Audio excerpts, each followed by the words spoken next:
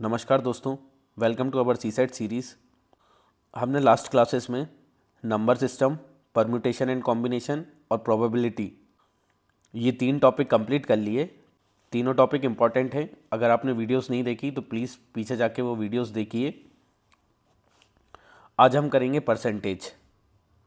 Percentage बड़ा basic topic है। Directly इससे 1 से 2 क्वेश्चन आते हैं और इनडायरेक्टली परसेंटेज से आप 4-5 क्वेश्चन कर सकते हैं, जैसे profit loss, simple interest, compound interest. तो इस सीरीज़ का पर्पस ये है कि जो हमारे सीसेट के लिए इंपॉर्टेंट टॉपिक्स हैं वो हम अच्छे से कर लें, कॉस्ट इफेक्टिव मैनर, कम टाइम में ज़्यादा आउटपुट। तो हम बिल्कुल बेसिक से समझते हैं परसेंटेज होता क्या है। जो हमने स्कूल में देखा था, जैसे किसी भी फ्रैक्शन को परसेंटेज में कन्वर्ट करना हो तो उसको 100 से मल्टीप्लाई कर देते हैं। फॉर एग्जांपल 1/5 को हमें परसेंटेज में कन्वर्ट करना है तो इसमें हम 100 का मल्टीप्लाई कर देंगे इज इक्वल टू 20%। स्कूल में हम अपने मार्क्स निकालते थे, जैसे 5 सब्जेक्ट हैं, 500 मार्क्स, उसमें से हमारे आए 480। इसमें हम 100 का मल्टीप्लाई करेंगे तो 96% आ गए। ये परसेंटेज का बेसिक है। 1/100 इज इक्वल टू 1%। 1/100 को परसेंट में करना है इंटू 100, 100 से 100 कट जाएगा तो 1% आ गया। फॉर एग्जाम्पल सी सेट का पेपर 200 मार्क्स का होता है तो 200 क्या हो गए, 100% हो गए। इसे क्वालिफाई करने के लिए हमें कितना चाहिए, 33%। तो 200 का 33% कितना हुआ, 66 मार्क्स। बेसिक। अभी कुछ फ्रैक्शंस आप याद रखने की कोशिश करना, अगर याद हो जाए तो कैलकुलेशन ईजी हो जाएगी। 1 को हम लिखते हैं 100%, 1/2 को 50%, आधा गिलास पानी 50%, 1/3 33.3 और 33 1/3%, 1/4 को क्या 25%। कैसे आया, 1/4 इंटू 100 इज इक्वल टू 25%। ऐसे ही 1/5 इज इक्वल टू 20%। ये हमने देखा था, 1/5 इज इक्वल टू 20%। 1/6 की वैल्यू क्या आएगी, 16.6 और 16 2/3%। जैसे 1/6 इंटू 100 तो 100/6। तो जब हम इसे डिवाइड करेंगे, 10 को 6 से डिवाइड किया तो 1 बचा, फिर 40 को 6 से डिवाइड किया तो 6 बार गया, 36 बचा, फिर 4 बच गया। 40 को फिर 6 से डिवाइड किया तो कितना बचा, 6। तो ऐसा चलता जाएगा। तो 16.6%। 1/7 को क्या लिखेंगे, 14.28%। 1/8 को क्या लिखेंगे, 12.5%। 1/9 को क्या लिखेंगे, 11.11%। 1/10 को क्या लिखेंगे, 10%। 1/11 1/12 की वैल्यू क्या हुई, 8.33%। कैसे निकालते हैं, 1/12 इंटू 100 इज इक्वल टू 100 को 12 से डिवाइड करेंगे तो 12 8 ज़ा 96.4 बचा। 40 को हम 12 से डिवाइड करेंगे तो 3, फिर 4 बचेगा 3। तो ऐसा चलता जाएगा। फिर 1/20 को कैसे लिखते हैं, 5%। 1/20 into 100 is equal to 5%। 1/25 is equal to 4%। तो ये हमने देखा, किसी भी फ्रैक्शन को हमें परसेंट में करना तो उसमें हम 100 का मल्टीप्लाई कर देते हैं। a/b is equal to a/b into 100%। तो परसेंटेज क्या होता है, जो भी हमारी obtained value I divided by total. जैसे हमने एग्जाम्पल से समझा था, 480/500 इंटू 100। तो जब भी हमें अब परसेंटेज से फ्रैक्शन में कन्वर्ट करना हो तो क्या होगा, हम 100 का डिवाइड कर देंगे। 100% is equal to 1, 100/100 is equal to 1। तो 1% की क्या वैल्यू हुई, 1/100। 33% की वैल्यू क्या हुई, 33/100। 50% की वैल्यू क्या हुई, 1/2। 90% 90/100, 9/10। 40% 40/100, 4/10। 25% 25/100 तो 1/4। जब भी हमें परसेंटेज को फ्रैक्शन में चेंज करना हो तो हम 100 से डिवाइड कर देते हैं। ये कॉन्सेप्ट याद रखना, a% of b is equal to b% of a। Example से समझते हैं, 4% of 100 is equal to 100% of 4। Percentage को हटाए तो 4/100 इंटू 100, 4 से 4 कट गया तो यहाँ पे 4 आ गया। 100% ऑफ 4, 100 को 100 से डिवाइड किया, जब हमने यहाँ से परसेंट हटाया तो डिवाइड में 100 आ गया, तो 100/100 इंटू 4, 100 से 100 कट गया तो 4। सिर्फ ऐसे याद रखना नॉर्मली। अब एक ये कॉन्सेप्ट याद रखना मल्टीप्लाइंग फैक्टर वाला।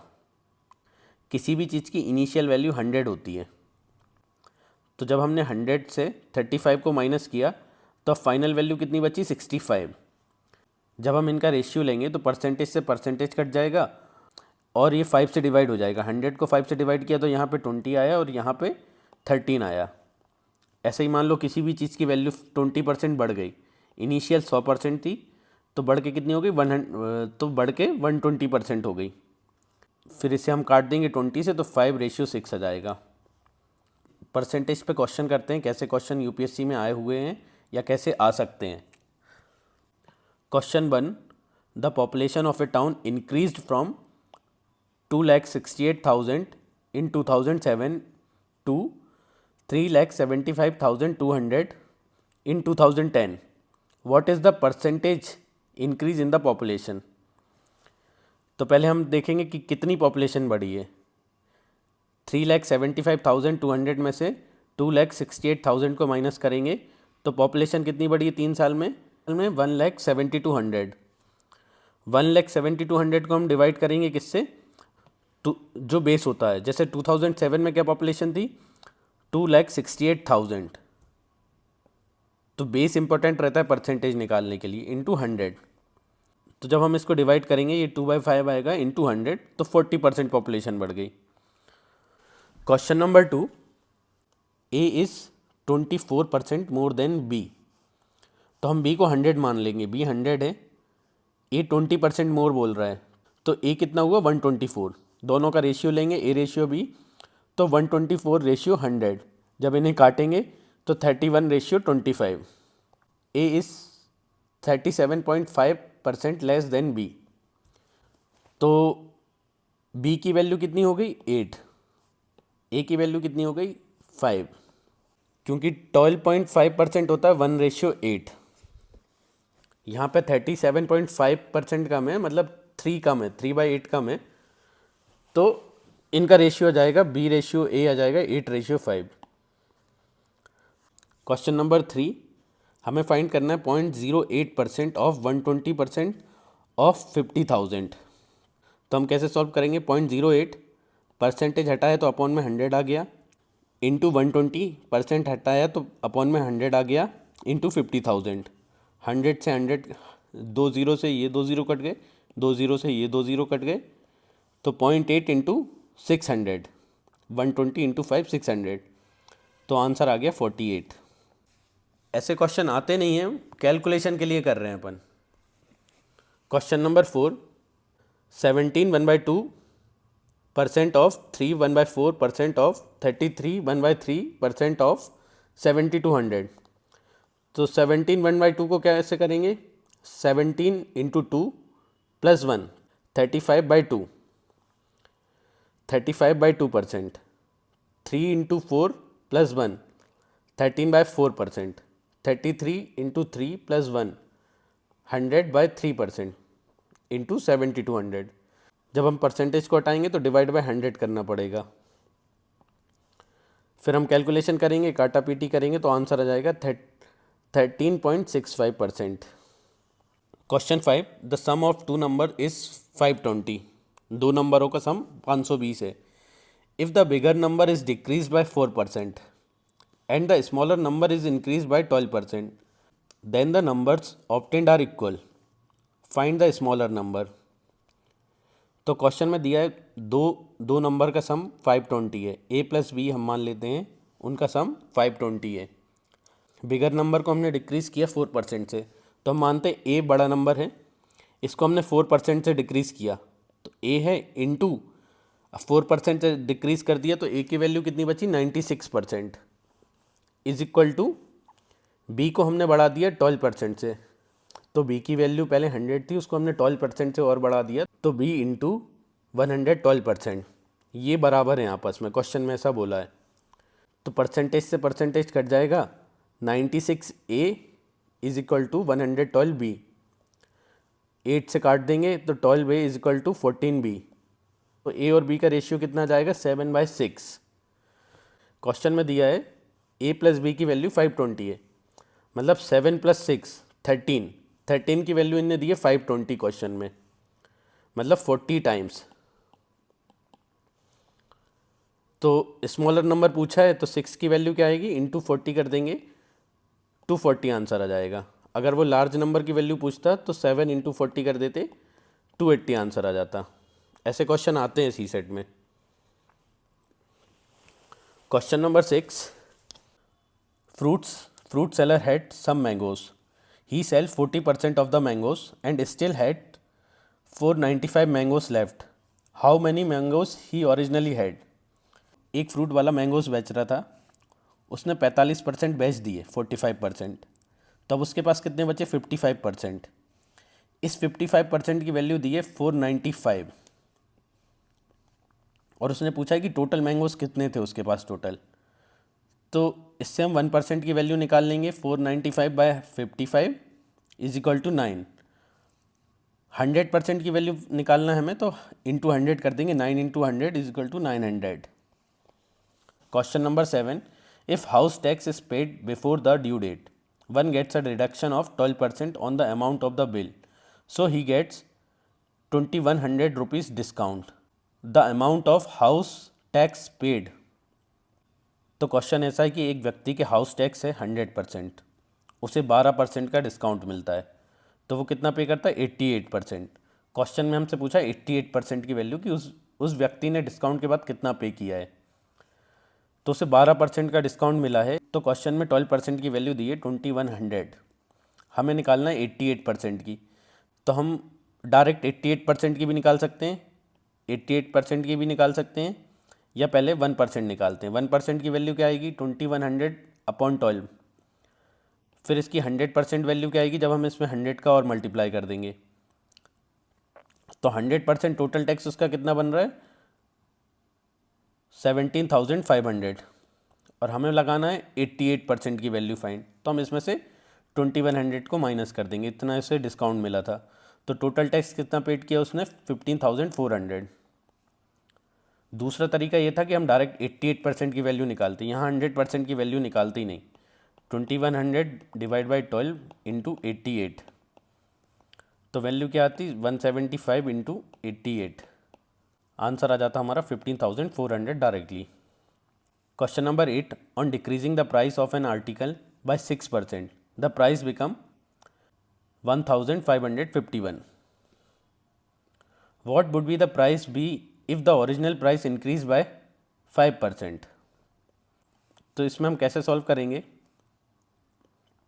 मानते हैं एक आर्टिकल की ओरिजिनल वैल्यू 100% थी, 100%, उसमें उसने 6% का डिस्काउंट दिया, तो कितनी वैल्यू बची 94%।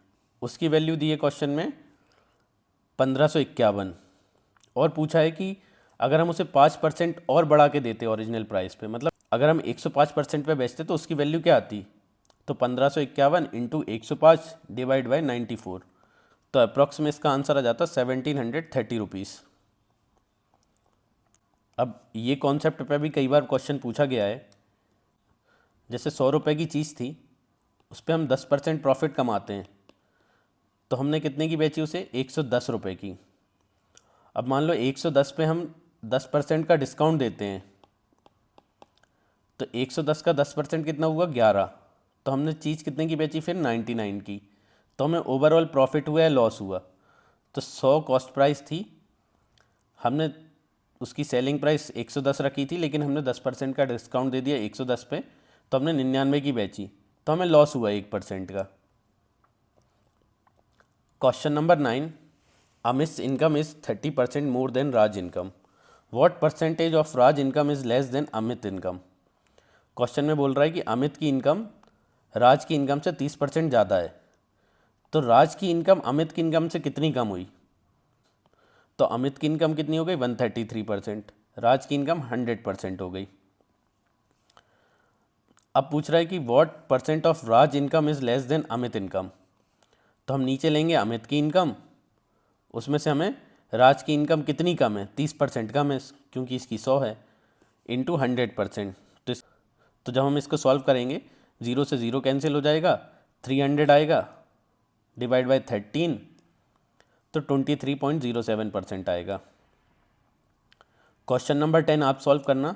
If A income is 60% less than बीस इनकम, देन बीस income is what percent more than that of S income. ये क्वेश्चन आप सॉल्व करना और इसका आंसर देना, बिल्कुल 9th की तरह है। सीसेट प्रैक्टिस करने से स्ट्रांग होता है।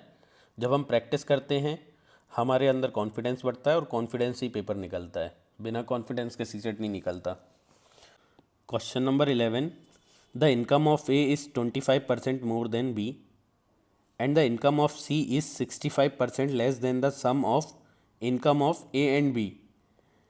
Income of C is what percent less than the income of A. ये हमसे पूछा गया है कि ए की इनकम बी से 25% ज़्यादा है और सी की इनकम ए और बी की कंबाइंड इनकम से 65% कम है, तो सी की income what percent less than the income of A.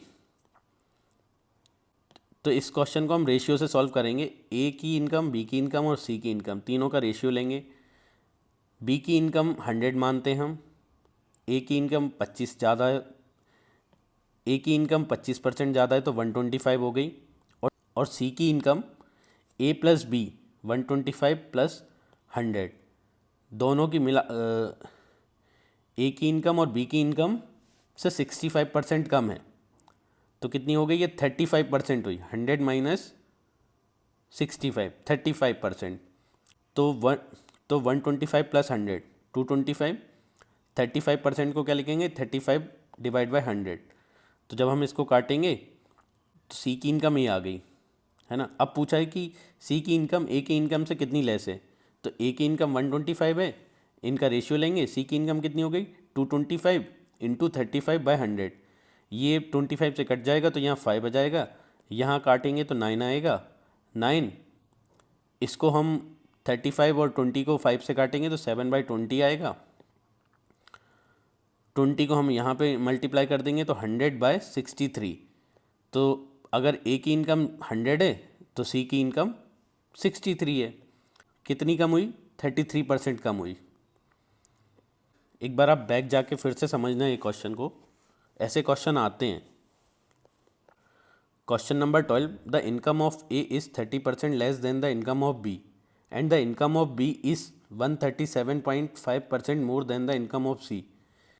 If the income of A is 28,500 less than that of the B, then income of C is. तो A B C तीनों का पहले हम ratio निकालेंगे। तो ratio से solve करेंगे। B की इनकम को हम 10 मान लेंगे, तो ए की इनकम कितनी आ गई? 7। सी की इनकम बोल रहा है 137.5% ज़्यादा है बी की इनकम से, तो इसका रेशियो क्या हो गया? मतलब 12.5% होता है 1/8, है ना। तो कितनी ज़्यादा बोल रहा है ये? 137.5, मतलब इसमें हम कितने का इंटू कर देंगे? 11 का। तो 11/8 ज़्यादा है। अगर हम सी की इनकम को 8 मानते हैं तो बी की इनकम उससे 11 ज़्यादा है, 19 ज़्यादा है। तो बी और सी की इनकम का रेशियो हो गया 19:8। अब अब हमें तीनों के रेशियो को एक लाना पड़ेगा। ए और बी का रेशियो 7:10 है और बी और सी का रेशियो 19:8 है, तो हमें तीनों रेशियो को सेम करना पड़ेगा। तो सेम कैसे करेंगे? सी का रेशियो निकालने के लिए हम 10 इंटू 8 करेंगे, ऐसे मल्टीप्लाई करते हैं। 10 इंटू 8 तो हो गया 80। फिर 10 इंटू 19 करेंगे तो बी का रेशियो हो गया 190, और इसका क्रॉस मल्टीप्लाई करेंगे 7 इंटू 19 तो 133। तो तीनों का रेशियो क्या हो गया? 133 रेशियो 190 रेशियो 80। अब क्वेश्चन में क्या बोला? If the income of A is less than that of the B, तो 190 माइनस 133 57 की वैल्यू इनने दी है 28500, मतलब 28,500। कितना है? इंटू 500 टाइम्स है। और हमसे पूछा क्या है? सी की इनकम पूछा है, मींस 80 की इनकम पूछा है। तो 80 इंटू 500 कर देंगे, आंसर आएगा 40,000 रुपीज़। सिंपल। अगर आप पहली बार ये सब देख रहे होगे तो आपको थोड़ा टफ लग रहा होगा, आप जब दूसरी बार वीडियो देखेंगे ना तो आपको ईजी लगेगा और एग्ज़ाम में क्वेश्चन फटाफट सॉल्व होंगे। आपका बहुत टाइम बचेगा सी सेट में, आपका बहुत टाइम बचेगा क्वांट को सॉल्व करने में, और जो टाइम बचेगा वो आप कॉम्प्रिहेंशन और रीजनिंग में अच्छे से दे पाएंगे, तो आपके सी सेट में 100+ मार्क्स आ जाएंगे आराम से। Question number 13, if a person multiplied a number by 7/12 instead of 11/16। जैसे आपके घर वालों ने एक काम दिया था कि भाई एक नंबर को 11/16 से मल्टीप्लाई कर दो, लेकिन आपने क्या किया, 11/16 की जगह आपने 7/12 से मल्टीप्लाई कर दिया। तो वो पूछ रहा है कि भाई अब एरर कितनी हुई, कैलकुलेशन में एरर कितनी हुई, कि आपको 11/16 से मल्टीप्लाई करना था बट आपने 7/12 से किया, तो आपके कैलकुलेशन में एरर कितनी आई। तो इस क्वेश्चन को हम एक्स मान के भी सॉल्व कर सकते हैं जैसे छोटे में करते थे, बट इससे कैलकुलेशन बहुत टफ हो जाएगी। या इस क्वेश्चन को हम 100 मान के भी सॉल्व कर सकते हैं, इससे भी कैलकुलेशन बहुत टफ हो जाएगी। मतलब आपके 5 मिनट लग जाएंगे और गारंटी नहीं कि आप आंसर लेके आओ। तो आपको क्या करना है जब भी ऐसा क्वेश्चन आए 11/16 और 7/12, तो जो भी अपॉन में है उसका एलसीएम निकालना है। 16 और 12 का आपने एलसीएम निकाला, कितना आया 48। अब पहले 48 को 11/16 से मल्टीप्लाई करेंगे, 48 इंटू 11/16, तो आंसर कितना है 33। अब आप 48 को करेंगे 7/12 से मल्टीप्लाई, तो आंसर आया 28। आपके घर वालों ने इससे बोला था मल्टीप्लाई करने, तो आंसर आता 33, बट आपने इससे कर दिया तो आंसर आया कितने 28। तो कितने 5 का एरर हो गया, 33 में 5 का एरर हो गया, आंसर 33 आना था। तो बेस आएगा 33 इंटू 100, तो 500/33, आंसर आएगा 15.15%। अब ये याद रखना, expenditure is equal to price into consumption. जैसे आप दिन में 5 गिलास चाय पी रहे हो और 1 गिलास चाय की वैल्यू 10 है, तो आपका टोटल एक्सपेंडिचर क्या हो गया 10 इंटू 5, 50 हो गया। सिंपल है ना, ये रटने वाली चीज़ नहीं है। क्वेश्चन ऐसा आता है कि शक्कर शुगर की वैल्यू 40 रुपीज़ पर केजी है और आप एक मंथ में 12 केजी यूज़ कर लेते हो, तो आपका टोटल एक्सपेंडिचर कितना हो गया 40 इंटू 12, 480। बट अब क्या हुआ कि शुगर की वैल्यू बढ़ गई, 50 रुपीज़ पर केजी हो गई, और आपको एक्सपेंडिचर आपका सेम ही रखना है 480, तो आपको कंजम्पशन कितना कम करना पड़ेगा। तो ये वैल्यू सेम है, ये वैल्यू सेम है, तो आप कैसे सॉल्व करेंगे इसे, 40 इंटू 12 है ना, 40 into 12 is equal to 50 into X. तो एक्स कितना हो गया 480/50, 9.6 kg। जब एक्सपेंडिचर हमारा सेम है तो हम इसको इक्वल कर देंगे, 40 into 12 is equal to 50 into X. तो इससे ये लॉजिक बना कि हमारा एक्सपेंडिचर सेम है, प्राइस का रेशियो है 4:5, 40:50 है ना, 4:5, तो कंजम्पशन का रेशियो उल्टा हो जाएगा, 5:4। यहाँ पे 12 आ रहा था, यहाँ पे 9.6 आ गया, if expenditure remain same. Question number 14, the price of sugar has decrease by 15%, by what percent can a person increase the consumption so that no change in expenditure. Price 100 था, 85 हो गया, 15% मतलब 85, 5 से काटा तो यहाँ 20 आ गया, यहाँ 17 आ गया, तो कंजम्पशन क्या होगा 17:20 हो जाएगा उल्टा। तो हमारा कंजम्पशन कितना चेंज हो गया, 3 बढ़ गया, पहले 17 था अब 20 हो गया, तो 3/17 इंटू 100, 300/17% इसका आंसर आ गया। Question number 15, if the price of petrol is increase by 28%, by what percent should the consumption decrease so that the expenditure remain unchange. तो पहले प्राइस 100 था, अब 28% बढ़ के 128 हो गया, तो कितना हो गया जब हम इसे 4 से काटेंगे 25:32। कंजम्पशन कितना होना चाहिए, अब कंजम्पशन इसका उल्टा होगा, 32, पहले हमारा 32 था, अब कम होकर 25 हो गया, तो 32 से 25 हो गया मतलब -7 हो गया, पहले 32 था तो डिवाइड बाय 32 इंटू 100%, तो 700/32%। हम तो हमारा कंजम्पशन कितना गिर गया 21.8% कम हो गया। Question number 16, the price of commodity is decrease by 25% and therefore a household increase the consumption of that commodity by 20 kg to keep the expenditure same, what was earlier consumption. तो बोल रहा 25% price कम हो गया, पहले 100 था अब 75 हो गया, 25 से काटा तो 4:3, तो कंजम्पशन क्या होगा इसका उल्टा 3:4, पहले 3 था 4 हो गया। अब क्वेश्चन में ये बोला है कि हाउस होल्ड का कंजम्पशन 20 kg बढ़ गया, यहाँ पे कितना बढ़ा है 1, तो 1 की वैल्यू 20 दी है। अब पहले का कंजम्पशन पूछा है तो पहले 3 था, तो 3 इंटू 20 60 आंसर आ गया। ये कॉन्सेप्ट आप देखो, production is equal to manpower into working hours. एक फैक्ट्री है उसका हमें प्रोडक्शन बढ़ाना है, एक फैक्ट्री है उसका प्रोडक्शन किस पे डिपेंड करेगा कि वहाँ कितने आदमी काम कर रहे हैं, मैन पावर कितनी है और कितने घंटे काम कर रहे हैं। अगर 10 आदमी 10 घंटे काम करते हैं तो वहाँ का प्रोडक्शन 100 होगा।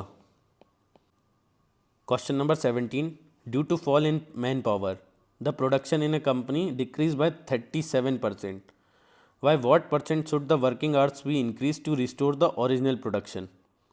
ये क्वेश्चन भी एक्सपेंडिचर वाला ही जैसा है, प्रोडक्शन सेम रखना है हमें। मैन पावर पहले कितना था 100, अब 35% कम हो गया, तो 100 में से 35 घटाएंगे कितना आ गया 65, 5 से काटा 20:13। वर्किंग आवर्स का रेशियो इसका उल्टा होगा 13:7, पहले 13 घंटे काम कर रहे थे अब 20 घंटे काम करना है, तो कितना बढ़ गया +7 हो गया, 7 बढ़ गया 13 में, 7/13 इंटू 100, 700/13, तो आंसर हो गया 53.8%। Question number 18, the price of a commodity is increase bye 36% and the quantity purchase is decrease bye 30%, what is the percentage increase decrease in the amount spent on the commodity.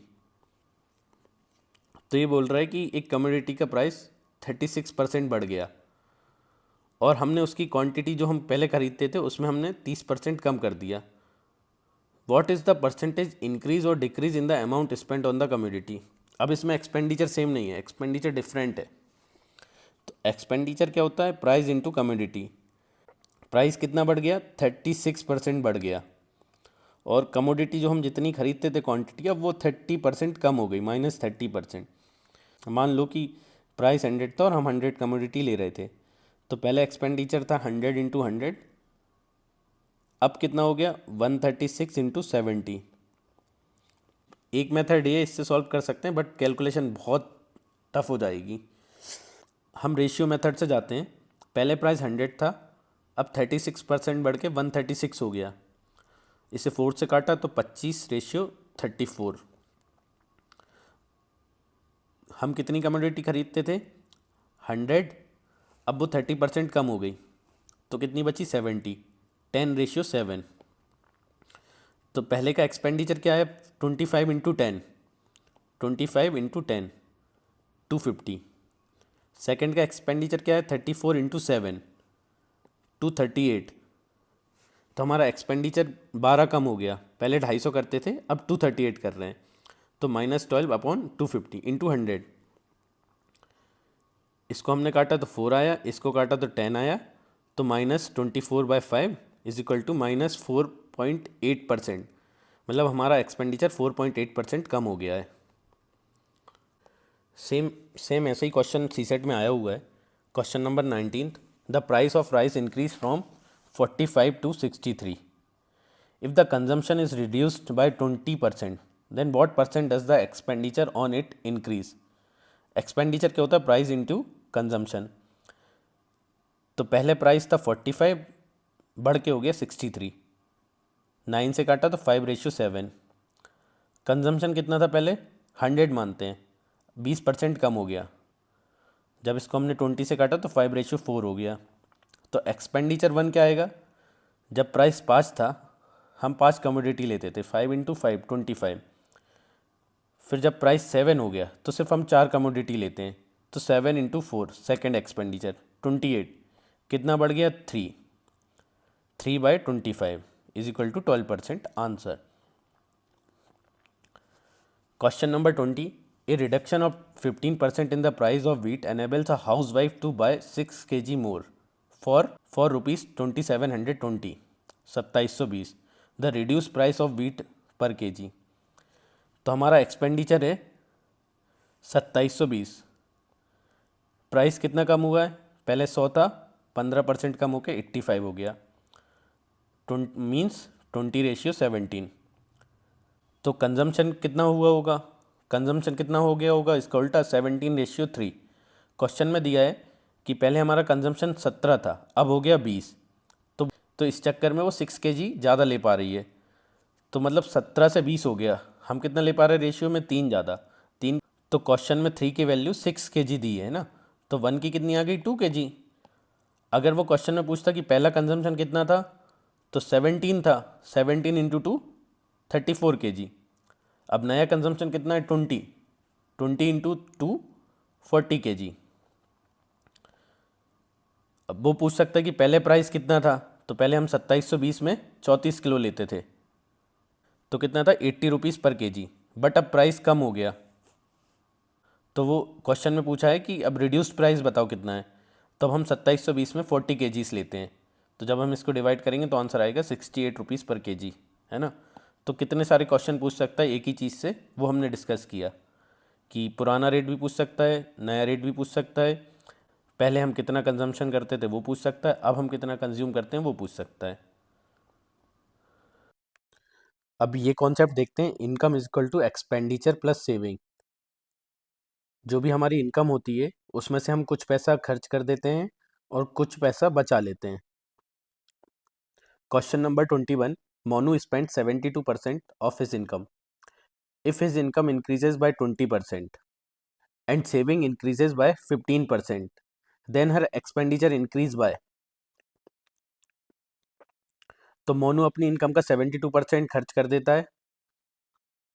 जब उसकी income 20% बढ़ जाती है और saving 15% बढ़ जाती है, तो उसका एक्सपेंडिचर कितना बढ़ेगा। Income is equal to expenditure plus saving. मान लो पहले इनकम 100 थी, 72% वो खर्च कर देता था, 72, तो सेविंग कितनी हुई, 28। अब उसकी इनकम 20% बढ़ गई, 100 से 120 हो गई, और उसकी सेविंग्स 15% बढ़ गई। 28 में 15% बढ़ाएंगे तो कितना होगा, 4.2 और बढ़ जाएगा, 32.2 हो जाएगी। तो 120 रुपये उसकी अब इनकम है और 32.2 रुपीज़ उसकी सेविंग्स है। तो एक्सपेंडिचर कितना हुआ, 120 माइनस 32.2, 87.8। क्वेश्चन में ये पूछा है कि परसेंटेज में बताओ कि कितना एक्सपेंडिचर बढ़ा है उसका। तो पहले 72 था एक्सपेंडिचर, अब हो गया 87.8, तो कितना बढ़ गया, 15.8। 15.8 डिवाइडेड बाई 72 इंटू 100, तो जब हम कैलकुलेशन करेंगे आंसर आएगा 21.9%। परसेंटेज में कुछ एग्जाम बेस्ड क्वेश्चन भी हैं। Question number 22, in an examination 92% of student passed and 480 student failed, total students appeared in the exam बताना है। क्वेश्चन में पूछा है हमसे 100% कितने बच्चे अपीयर हुए थे एग्जाम में। क्वेश्चन में दिया है कि 92% पास हो गए, तो फेल कितने हुए, 8%। क्वेश्चन में 8% की वैल्यू दी है 480, इससे हम 1% निकालेंगे तो 480 डिवाइड बाई 8 60 आ जाएगा। 100% की वैल्यू 6000, तो 6000 बच्चों ने एग्जाम दिया था। Question number 23, if 35% are passing mark, किसी एग्जाम में 35% पासिंग मार्क्स है, a student gets 200 marks yet failed by 24 marks. एक स्टूडेंट के 200 मार्क्स आए हैं, उसके बाद भी वो 24 नंबर से फेल हो गया। What is the maximum marks. तो सबसे पहले हम पासिंग मार्क्स निकालते हैं। एक लड़के के 200 नंबर आए और वो 24 नंबर से फेल हो गया, तो पासिंग मार्क्स कितने हुए, 200 प्लस 24, 224 पासिंग मार्क्स। 224 की वैल्यू दी है 35%। क्वेश्चन में दिया है ना 35% पासिंग मार्क्स हैं, और हमसे पूछा मैक्सिमम मार्क्स क्या होंगे, मतलब 100% क्या होगा। तो 100% की वैल्यू निकाल लेंगे, 224 डिवाइड बाई 35 इंटू 100। जब इसको सॉल्व करेंगे तो आंसर आएगा 640। Question number 24, a student scored 30% marks and failed by 50 marks, while another student who scored 42% marks get 58 marks more than the passing marks. तो पासिंग मार्क्स क्या होंगे?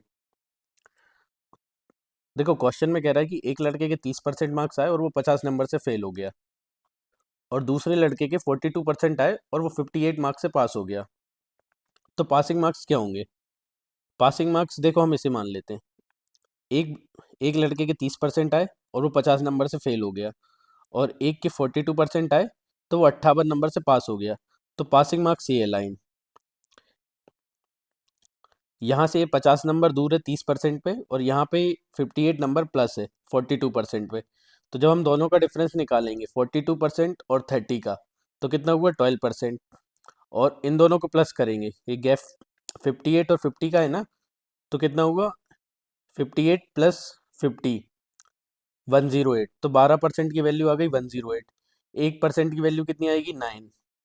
तो हम ए के मार्क्स निकाल लेंगे, 30% आए हैं, तो 30% की वैल्यू कितनी हो गई 270, 30 × 9। पासिंग मार्क्स क्या है, और ये 50 नंबर से फेल हुआ था तो इसमें 50 प्लस कर देंगे, तो पासिंग मार्क्स आ जाएंगे 320।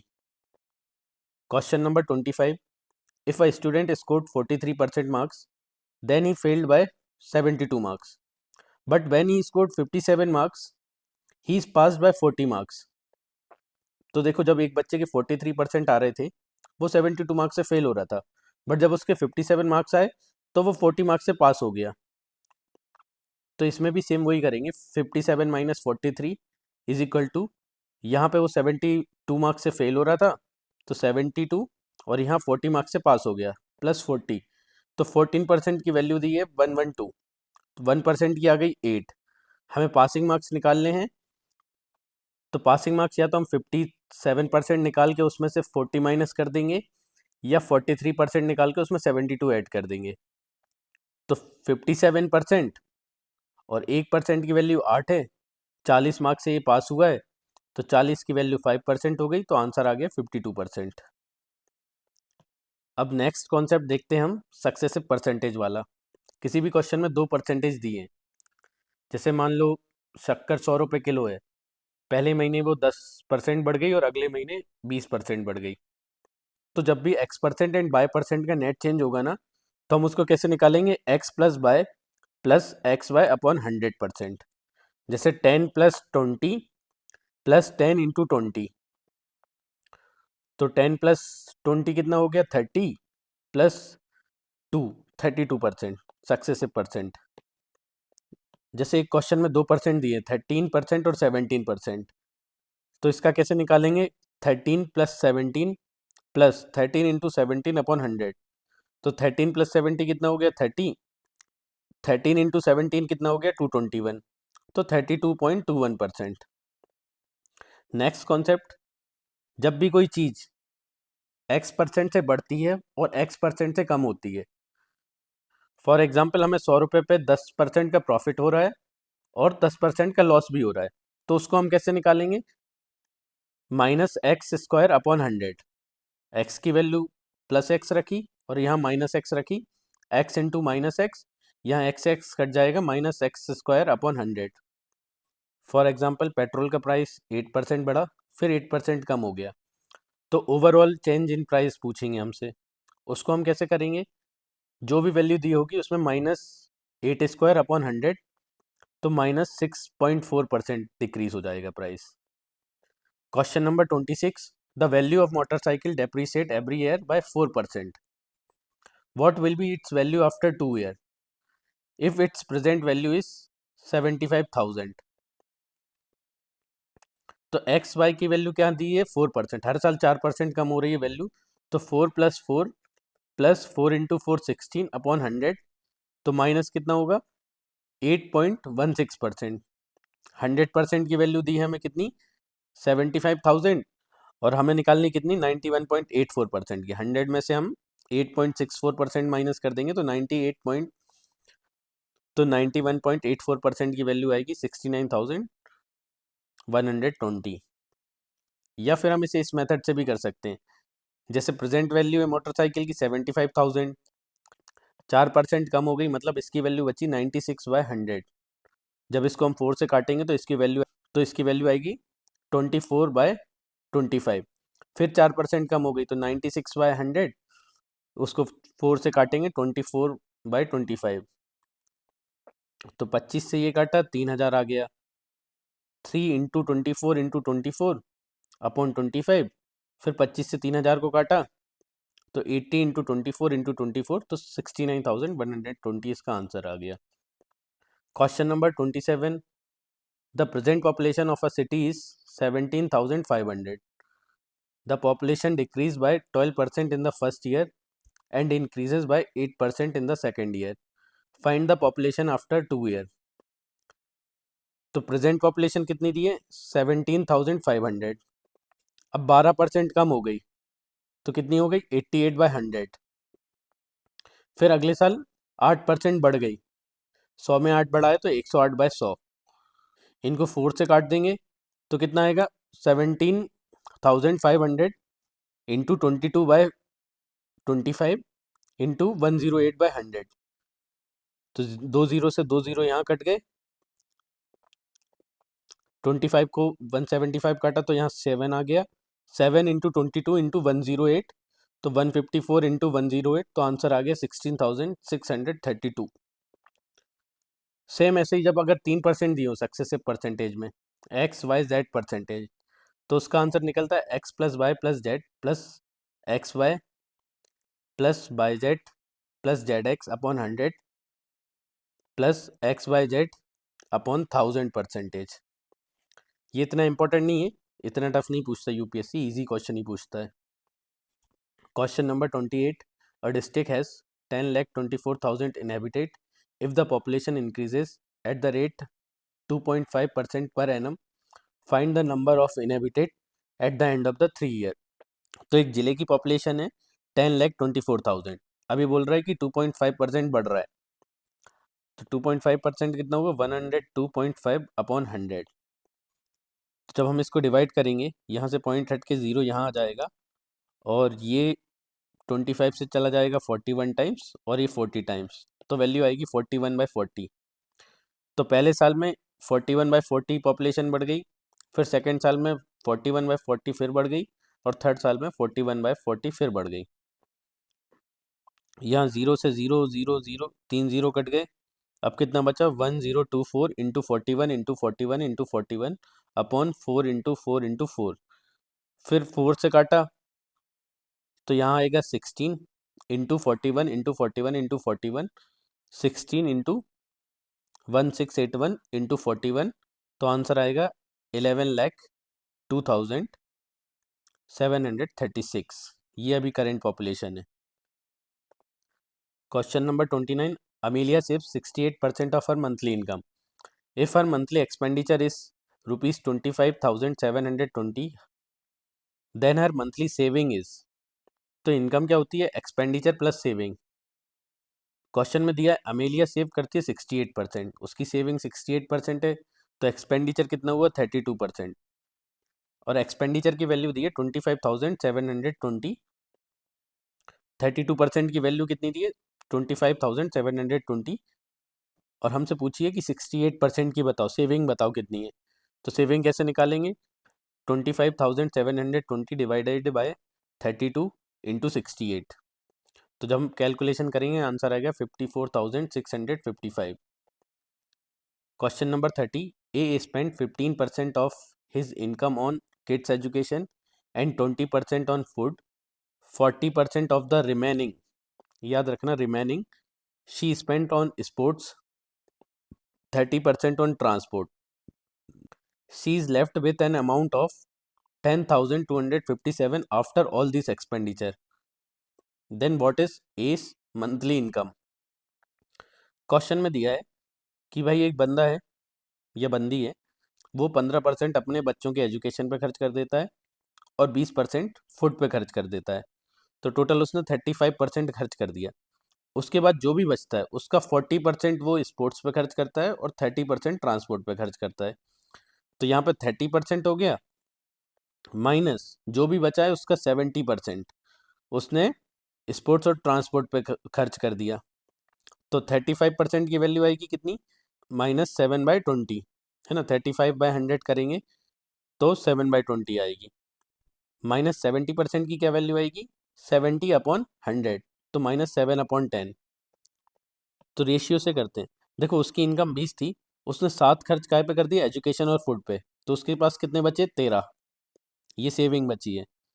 फिर उसके बाद उसकी इनकम 10 बची, उसमें से उसने 7 खर्च कर दिए, तो कितने बचे, 3।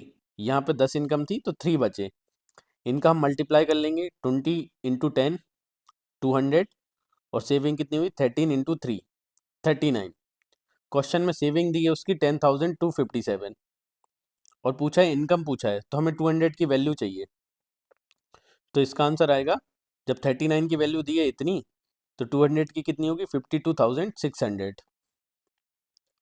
Question number 31, there are two candidates in an election, one got 41% of the total votes and lost by 5,580 votes. Find the total votes.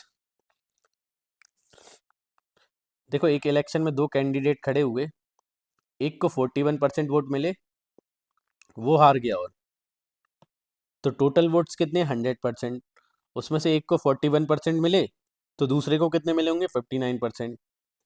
और ये जिसको 41% मिले वो हार गया कितने से, 5,580 वोट से हार गया। तो 59 माइनस 48, 18% की वैल्यू दी है, 5,580, 100% की पूछी है टोटल वोट्स की, तो इसका आंसर निकल आएगा 5,580 डिवाइड बाई 18 × 100, तो टोटल वोट्स होंगे 31,000। Question number 32, Raju, Ravi and Ashok contested an election, 5% vote polled were invalid. Raju got 30% of the total votes, Ravi got 32% of the total votes. The winner got 5,136 more votes than the person who received the least number of votes. Find the total votes polled.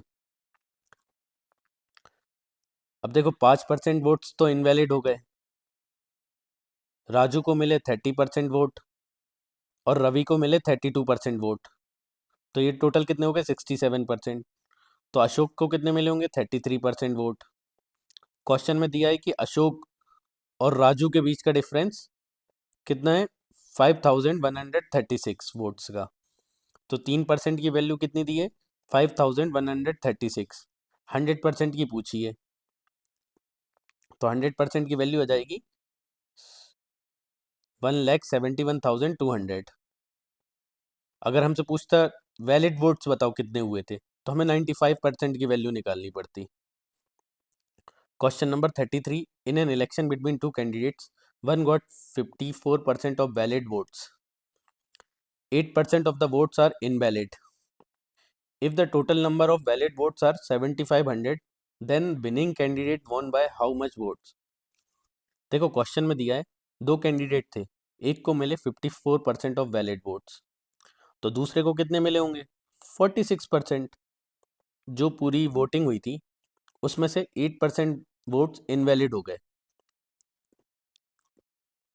और question में दिया है if the total number of valid votes are 7,500, तो winning candidate how much vote से जीता।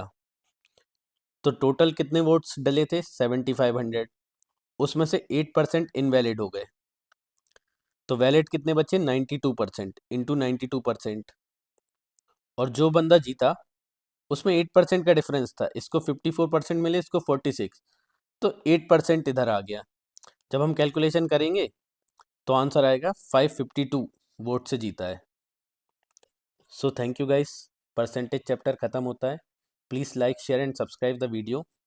अगर आपको एक बार में समझ में नहीं आया हो या कम समझ में आया हो, तो आप दूसरी बार वीडियो देखिए, क्योंकि सीसेट अगर आपका स्ट्रॉन्ग नहीं है तो सीसेट आपको करना पड़ेगा। एक बार में चीज़ समझ में नहीं आ रही तो बार बार देखो और बार बार प्रैक्टिस करो। अगर हमें सीसेट नहीं आता और हम सीसेट को अच्छे से प्रैक्टिस भी नहीं करते, तो हमारा कॉन्फिडेंस लो होता है, और एग्ज़ाम में अगर कॉन्फिडेंस लो होगा ना, तो सीसेट वैसे ही टफ हो जाता है। और अगर आपका कॉन्फिडेंस अच्छा होगा, तो एग्ज़ाम कैसा भी आए, सीसेट का पेपर या पेपर 1 जैसा भी जाए, आप निकाल सकते हैं। कॉन्फिडेंस बहुत मैटर करता है एग्ज़ाम के लिए, ख़ास तौर से यूपीएससी के लिए। So thank you guys, please like, share and subscribe.